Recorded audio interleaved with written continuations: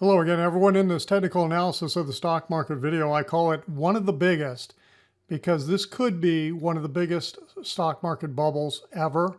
And it's interesting. I got that idea or that title from this article right here. Jesse Felder tweeted this on September 8th, and it's from the financialtimes.com. And it makes the case and talks about how the U.S. stock bubble could rank among the biggest in history. And it was a very, very interesting article. Now, my only caution about this, when you go out to FT.com, I was able to read it the first time. But when you come back, they want you to subscribe. So I'm not sure if you'll have any luck with that or not. But anyway, it was a great article. And it's interesting how they're talking about this as a bubble. And then what do we see in Barron's this weekend? Not ready to pop. The tech bubble could keep growing. Of course, the key word here is could, despite recent setbacks for the stocks. But the other interesting aspect of this is they don't seem to be denying that it's a bubble, because that's exactly what they're showing on their cover story. So this weekend we're going to talk about the S&P 500, and we're going to look at that and then look at a couple other indicators. And then the focus stock for this week is Facebook. So right here on Friday, the S&P eked out a 1.78 gain, 1.78, just marginally in here. Pretty mixed day on Friday. The Dow was up a little bit, but the NASDAQ and the Russell 2000 were down. So here's the picture. This could be the start of something, or we could be getting just like what we did back here at the end of June, the middle of June, the end of June kind of thing. We got a little bit of a break like this back here in February, and then we got the more severe break. So it's really, really hard to tell. And you never know, like in a bubble, bubbles burst when you stop blowing air into them or when you hit them with a pinprick. So we'll see what happens. Here's what the weekly chart looks like over here.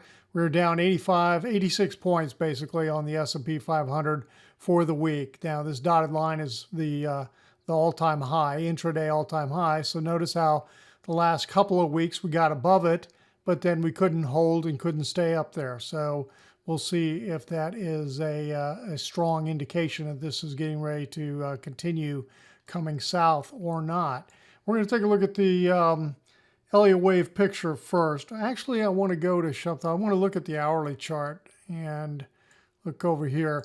One interesting thing about this on the hourly view, and I use, again, 65 minutes. If you've been watching my videos, I use a 65-minute chart because it divides 6.5 hours into 6 equal bars.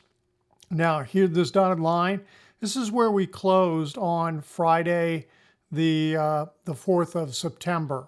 We closed right here, and notice how the market came right back up almost exactly to that close, and basically closed the big gap that occurred from Monday morning, and then rolled back over and headed down. Okay, so a little interesting dynamic in terms of what was going on with the price action this week.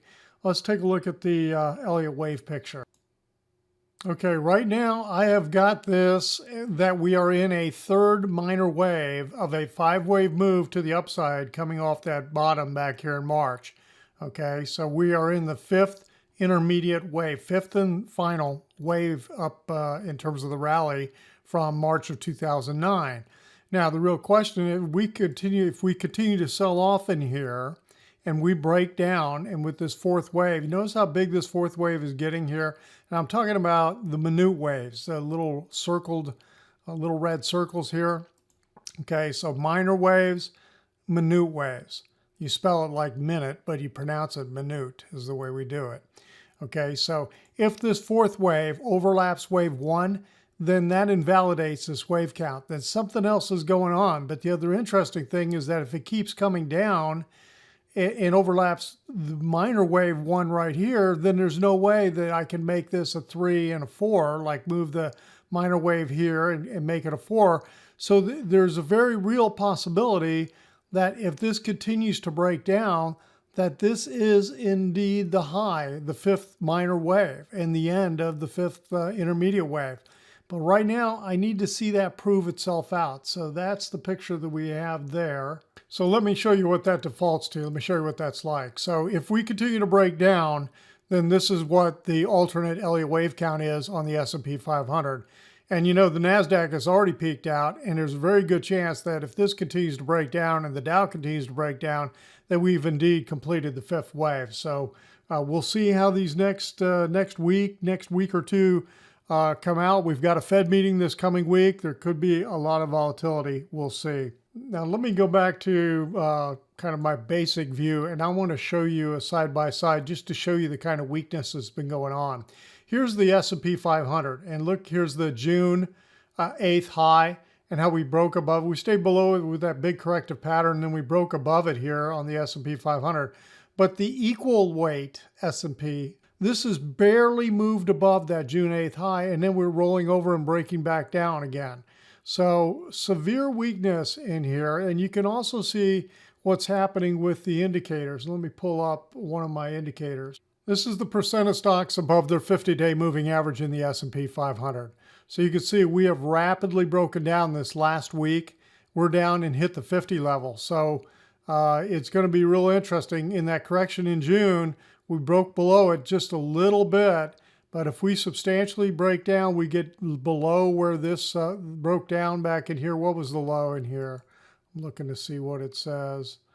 44.4%, and here was 44.75%. So, you know, we break below those lows. I think we are going to be well on our way to a much deeper move to the downside, okay?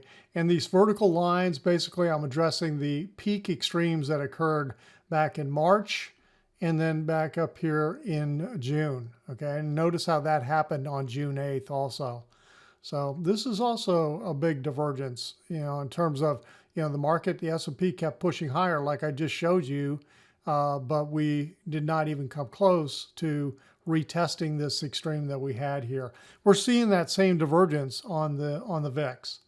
All right, let's take a look at the focus stock of the week, Facebook. Okay, I'm going to start off by showing what the last push up here from the March low to the high that occurred here on August 26th. Actually, it was the high close on August 26th. Let me get my crosshairs back up in here. Yeah, I believe it was. So I think we've got 5 waves, 5 intermediate waves to the upside in here. I think this is a 5th primary wave, and I'm going to show you that in a minute. So I think that the entire move for Facebook, let's just go to that weekly view. Let's scroll over here and expand it out. This is all the data I've got on Facebook. Here's the all-time low. I think this entire move now is complete with 5 waves. Look how strong this 3rd wave was. Kind of got funky in here with, you know, the first initial push up, and then we just channeled very strongly and steady in the 3rd wave. And then I think we completed it. And then what we've got, so we had a zigzag for wave 2. We have a flat in here for wave 4, and it looks like almost a running flat. Did we get, it's close, it's close.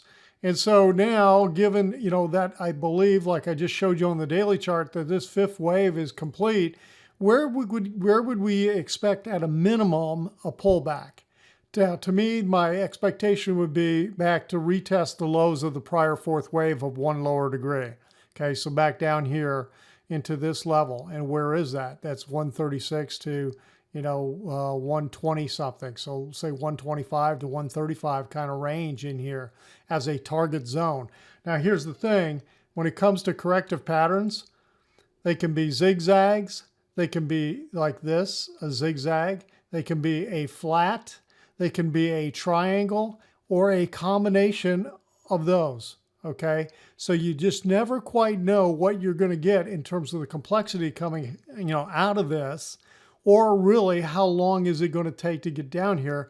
It does give you a target, and then as the waves start to unfold, it helps you to understand what wave structure or pattern you may be in. But right now, we're just at the beginning, but I do think this wave, 5th wave, is complete. All right, that's it for this weekend. If you felt like the video was helpful, give it the thumbs up, and I'm starting to lose my voice. And if you're not a subscriber, hit that little subscriber button down there. And if you'd like to have more of this kind of information on a regular basis, head over to my website, joehenches.net, and check out the website, check out the membership. Everyone have a great weekend. We'll talk to you on the next video.